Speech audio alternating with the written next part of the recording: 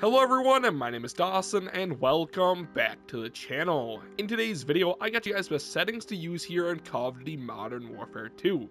Now before we get into the settings, if you guys are new to the channel and enjoy what you see, make sure you guys hit the subscribe button, also turn on those post notifications so you never miss one of my daily uploads. But with that out of the way, let's get right into the settings. Now we're going to be starting off in the controller tab. First we're going to go into the controller before we go into advanced. Anyways, my button layout is tactical flipped. Basically, tactical just means that I prone with my R3 and crouch with my R3, and then I melee with my circle. This has just been my personal preference ever since Black Ops 4. Now, as you can see, it also says flipped, and that does say I am playing, or I do shoot with L1 and R1, or I guess I aim in with L1 and shoot with R1. That again, I've always been that way since Black Ops 4. I just feel like there's less delay than the L2 and R2, but honestly, with the dead zones in this game, which I'll get to later, it honestly doesn't make that much of a difference. It's just like personal preference by now. My stick layout is default. I don't really mess with this at all. Controller vibration is off. I just feel like sometimes the vibration kind of messes with your recoil control, and you don't want that, so I have that off. Trigger effect, I'm not sure if this is on every controller, but I have this off as well. I think it's just like to make the game more realistic, I guess, and you're like, I don't know, I'm pretty sure it's to help you feel more immersed in the game. I also just don't want that at all. But here, my horizontal and vertical stick sensitivity is both 5.5. I think anywhere between 4 to like 6 is a good range. Maybe in like 4 to 7, that's a solid range.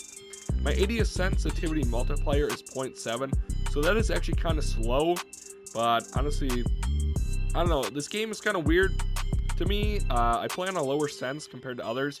I think like the pro players play on like 6.6.1, but I'm a big fan of my settings that I have now, so I'm gonna just stick to those. For my sensitivity multiplier, I literally never touched this before. All these are left default. I really don't understand like the purpose of them, so, and none of them even like really make sense to me, and I don't think they really affect me in any way because I really don't use any of these. So anyways, moving on from that, the vertical aim axis is also default.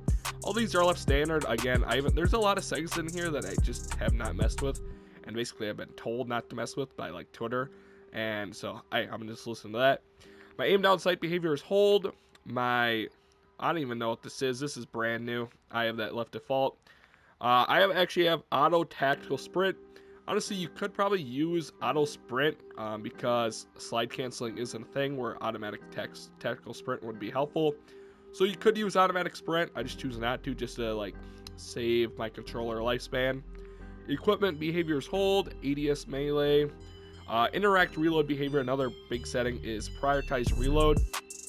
Basically, you just like tap to reload and then hold to interact. So basically, if you're hovering over a weapon, all you do is have to like hold to pick it up. And if you want to reload, because it does happen to me quite a lot of times where I'm reloading over a weapon and then I accidentally pick up the weapon. So therefore I go with the prioritize reload. And then the armor plate, that's left default because I don't even know what that applies to, maybe Warzone. Now to the advanced, where like basically the most important settings are. Target aim assist is on. Aim assist type is Black Ops. Now the Black Ops aim assist is literally the strongest aim assist in the game, and you need to be using it, otherwise you're sending yourself at a disadvantage. The gyro aiming is new to season 1. I have this all off. Basically I was just told by Twitter again to turn it off, so I'm not going to mess with that at all. Another big setting is the aim response curve. Mine is set to dynamic. Black Ops and dynamic aim response curve combined are just completely broken, and again, you're setting yourself at a big disadvantage if you're not using these. Just like some more random settings. My dead zone, my left stick is 0.05, my right stick is 0.05 as well. Basically, this is all preference on your controller, because if your controller has a lot of stick drift, you kind of want a higher min, but since my controller is like new and it doesn't have any stick drift, I have mine at a pretty low setting. Now here are those dead zones that I was talking about, the L2 and R2. Mine is set as 0, so basically there's literally 0 delay with L2 and R2, so if you do play or shoot with L2 and R2, you're literally not missing out, so that's a W. A lot of these others, I think honestly these two really help with sliding, but I don't really slide. Automatic airborne mantle is off. I just like turn that off because I don't want to mantle anything on accident and get me killed, especially because the mantling is so slow in this game.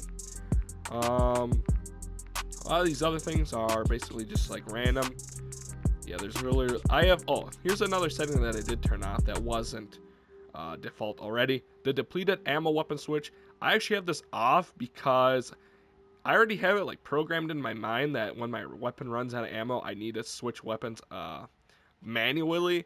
So when it's default, I will switch, or the game will switch to my pistol, and then I'll switch back to my like depleted weapon ammo gun, and I'll just die anyway. So I have that off. Then everything else is the same. Next, for the graphics, the first setting here is the on-demand texture streaming. I have this off. If you have this on, you need to immediately turn it off because it literally ruins like the packet loss. You get random packet bursts and you'll die behind walls. So just turn this off, believe me. Next, weapon and world motion blur are both turned off. I honestly don't see the point of even using these like literally at all. So make sure you turn those off. It just makes your game look horrible in my opinion.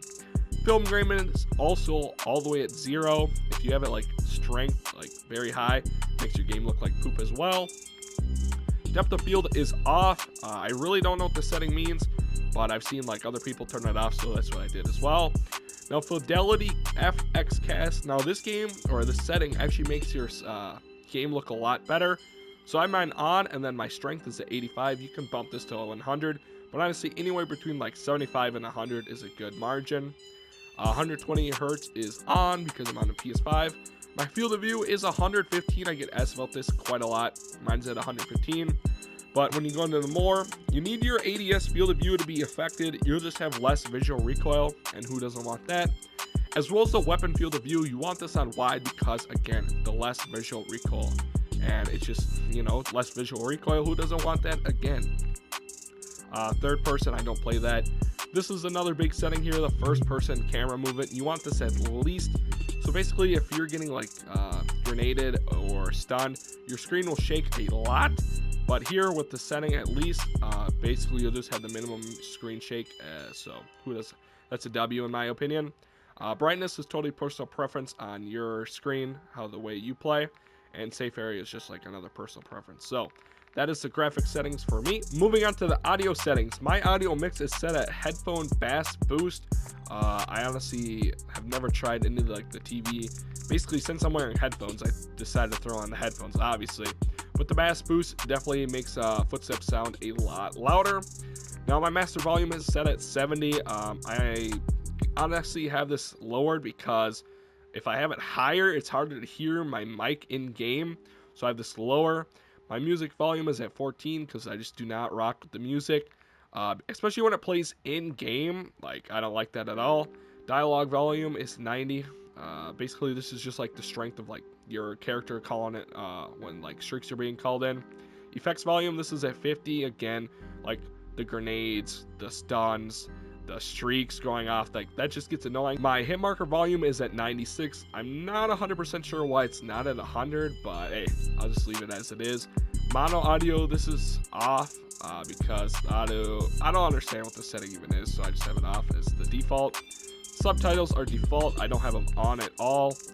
Voice chat on. Last words. What does this even mean? Oh, I didn't even know that was a setting. I think these are Warzone settings now. These two were definitely added in Season 1. Last words, voice chat, and proximity chat. These were definitely in the Season 1 update because I definitely do not remember seeing these before. And then a lot of these are just like personal preference, honestly. Oh, another one. Hit marker sound effects is on classic. Basically, when I haven't even heard what the MW hit marker sounds really sound like, because right when I launch my settings into the game, I literally instantly switch to classic. I don't know why, but mine are on classic, and I don't know why.